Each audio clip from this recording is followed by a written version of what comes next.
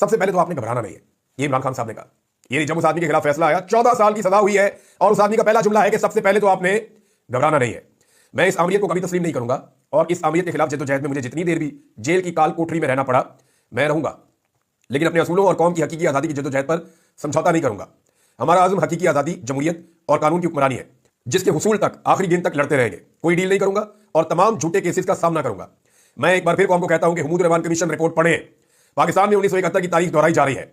याह्या खान ने भी मुल्क को तबाह किया था, और आज भी डिक्टेटर अपनी आमरीत को बचाने के लिए, अपनी जात के फायदे के लिए यह सब कुछ कर रहा है, और मुल्क को तबाही के दहाने पर लाकर खड़ा कर दिया है।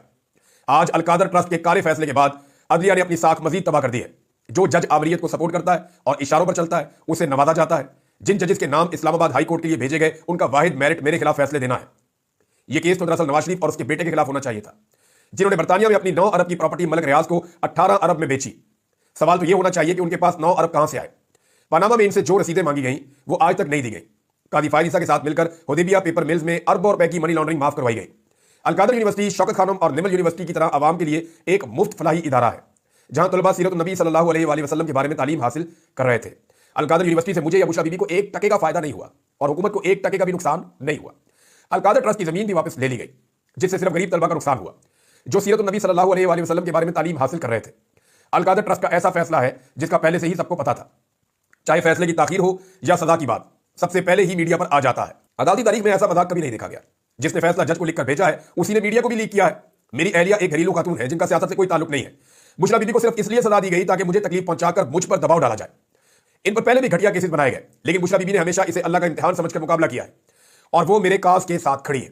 मुज़ाकरात में अगर 9 मई और 26 नवंबर पर जुडिशल कमीशन बनाने पर कोई पेशरफ नहीं होती, तो वक्त जाया करने की कोई फायदा नहीं है। बददियानत लोग कभी न्यूट्रल अंपायर को नहीं आने देंगे। ये चीटर्स हैं। हुकूमत जुडिशल कमीशन के मुतालबे से इसीलिए राय फरार इख्तियार कर रही है, क्योंकि वो खुद बददियानत है। ये इमरान खान साहब का स्टेटमेंट है। कुछ चीजें और इमरान खान साहब ने बोली है, वो भी मैं आपको बता देता हूं। चादर और चार दीवारी का तकद्दुस पामाल करने वाले पुलिस वालों को प्लॉट दिए गए, और जो साथ है वो आजाद, और जो मुखालिफ है उन्हें सजाएं दी गई। एक आमिर अपनी जात के लिए सब कुछ कर रहा है। गौर से सुन ले, मैं किसी किस्म की डील नहीं करूंगा। 1971 में जनरल याह्या ने मुल्क तबाह किया, आज भी आमिर अपने फायदे के लिए यही काम कर रहा है। सजा जितनी भी सुनाए, इससे कोई फर्क नहीं पड़ता।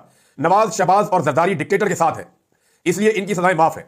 गौर से सुन ले, मैं किसी किस्म की डील नहीं करूंगा, चाहे मुज़ाकरात हो या कुछ भी हो।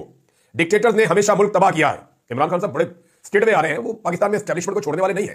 एस्टैब्लिशमेंट भी अब इस बात को जानती है कि ये आदमी उन्हें कभी माफ नहीं करेगा, और ये आदमी उनके लंबे इक्तदार के सूरज को गरूब किए बगैर आराम से नहीं बैठेगा। तो अमेरिका से मार खाने के लिए मैंने आपको थोड़ी देर पहले कहा था कि ये एस्टैब्लिशमेंट की असेसमेंट है कि अमेरिका ने हमें मारा तो कुछ हद तक मारेगा, और उसका नुकसान पाकिस्तान को होगा। लेकिन अगर इमरान खान को हमने छोड़ दिया तो वो हमें नहीं छोड़ेगा, और इसका नुकसान पाकिस्तान को नहीं होगा। इसका नुकसान एस्टैब्लिशमेंट की 70 साल से जारी अजारादारी